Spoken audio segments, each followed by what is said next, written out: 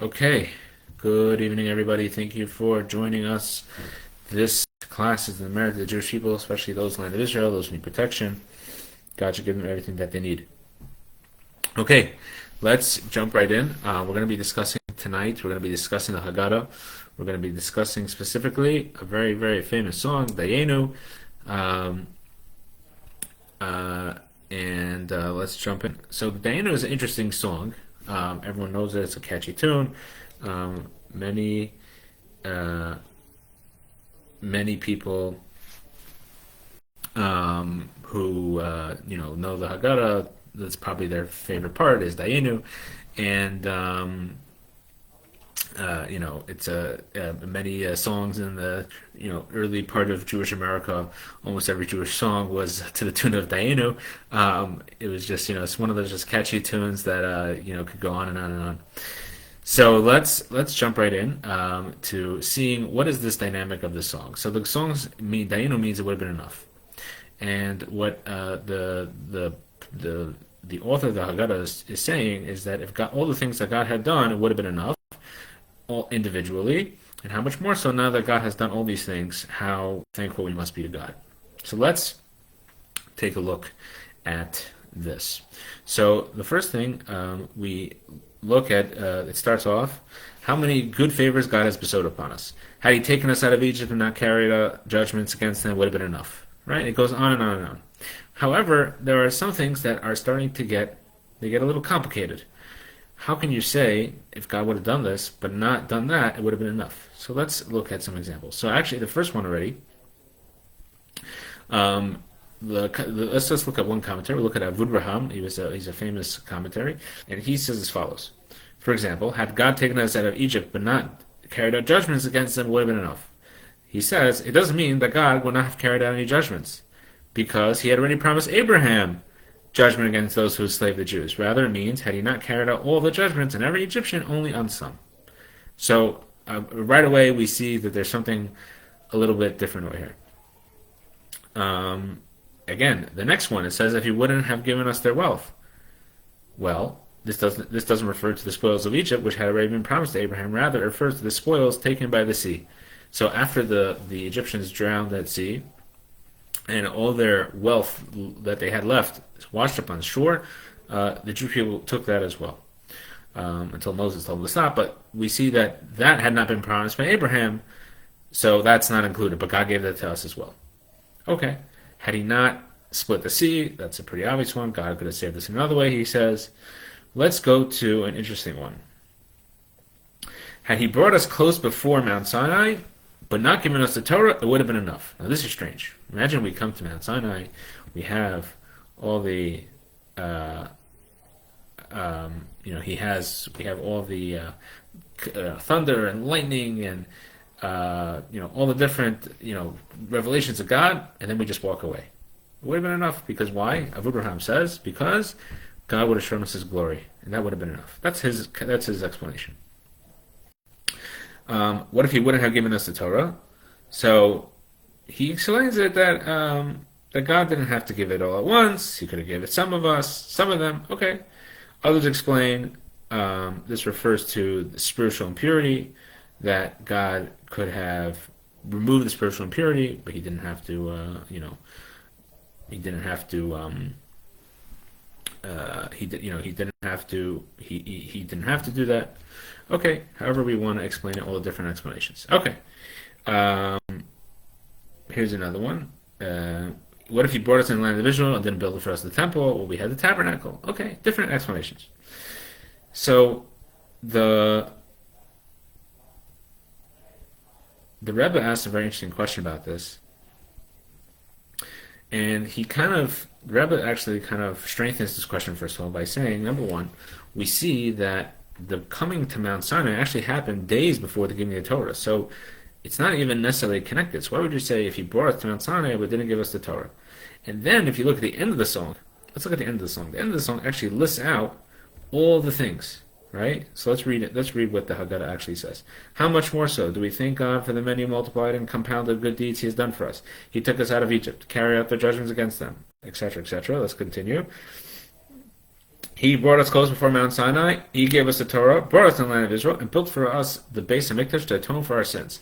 So the whole premise that Mount Sinai was a lead up to the giving of the Torah is hard to say when we're saying that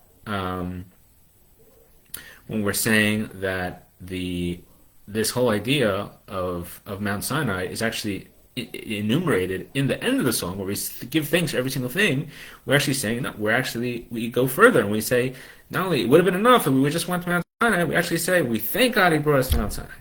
So what is the explanation for this? And the Rebbe goes further and he explains that actually this whole idea of every single thing in the Torah is eternal. So really that there's an eternity to the fact that this idea, if God would have not given us the Torah, and He would have just brought us close to Mount Sinai. So there's an eternity to that. In other words, it's not like, well, if God would have given us the Torah, just brought us to Mount Sinai, wouldn't have given us the Torah, it would have been enough. But thank God He didn't do that. That's not what He's saying. He's saying is that if God would have brought us to Mount Sinai, it would have been enough, and that applies even after the fact that God gave us the Torah. So God gave us the Torah, and it would have been enough just that. But now He gave us an additional thing. So these are two separate things. Mount Sinai has many names. And in the Talmud and Tractate Brachos, the Mount Sinai is referred to as, is explained, the word Sinai comes from the word Sina, which means hatred, or trepidation. Let's read it inside. Talmud Tractate Brachos, page 22a. The verse states, and you shall impart them to your children and your children's children.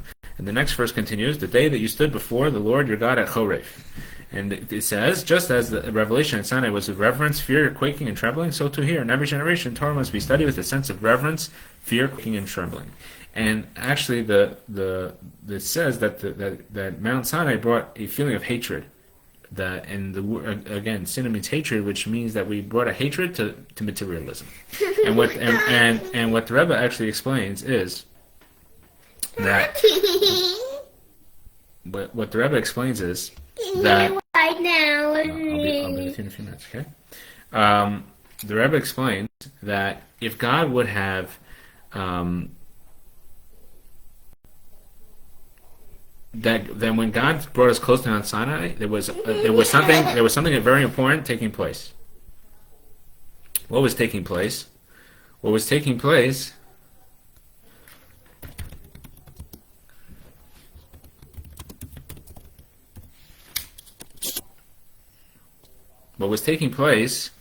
was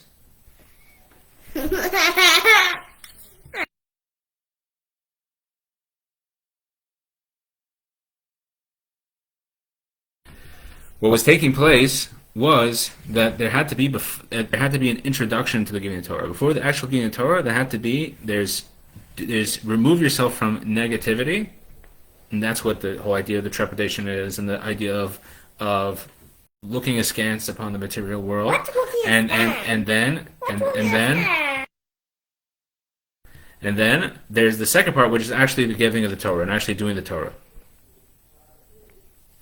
And what we had to do was that it would have been enough that the fact that we remove ourselves from negative things in and of itself is a service of God. Now, obviously, it's not enough. In other words, we can't just say, well, I stopped doing bad things, I don't have to engage in Torah study, I don't have to engage in the mitzvahs. No, we have to engage. Now, the fact that God did give us Torah, we have to do both. We have to remove ourselves from materialism, and then we have to also have to engage in Torah and mitzvahs.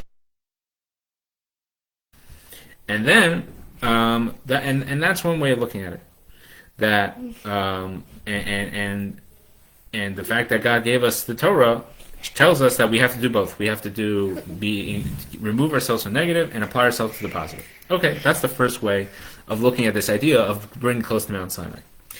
And about 16 years after the Rabbi spoke about this idea,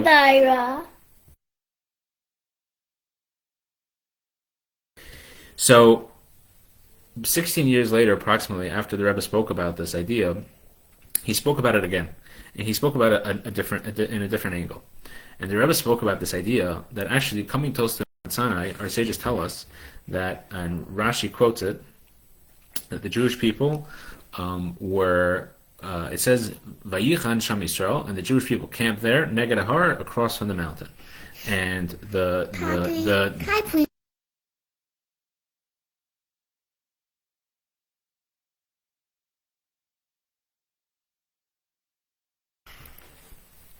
So the Rebbe explained that it says, the Rashi explains that it says Vayichan Sham Yisrael, that the Jewish people camped there, that this camped, Vayichan, it doesn't say Vayachanu, and they camped, it says and he camped. What does it mean that he camped? There was not one guy named Israel. It wasn't the entire Jewish people. But it says, Ki ish echad b'lev echad. Rashi quotes the Talmud that it was like one man with one heart. And the Rebbe says that this idea of the Jewish people coming together in Mount Sinai in unity to accept the Torah, that itself was on its own.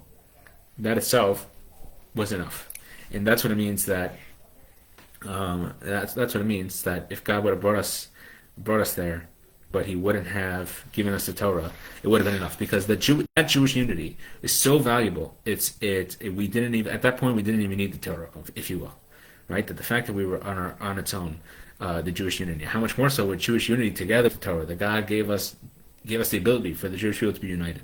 God gave us the ability for us to take that unity together to go study Torah. That is how much more so, how much we have to be thankful for. So Dayenu is all about being thankful. It's all about the fact that we have to recognize each and everything and can't just say, well, it's this overarching story. It's, okay, God did a bunch of things. But every single thing is valuable. Every single thing is precious. Whether it's the fact Every single thing is precious. Whether it's the fact that we all have to take ourselves before we start to study Torah. By the way, the Rebbe does point out that it's not that we should wait until we're totally perfect people before we start engaging in Torah study, but that there's a high level of Torah study, that when we take it, and when we remove ourselves from materialism and negativity and we focus on the good, that's a higher level than, and that's how we could go about that. But whether it's that or the fact that the Jewish unity, these things are what's going to we have to be thankful for each and every one of these things, and each and every one of these things is not just historical. As we know, the Haggadah is not a recounting of history, but it's a recounting of the story of us, and God willing we should all have a kosher and happy Passover. Thank you for joining, and God willing we'll see you next week.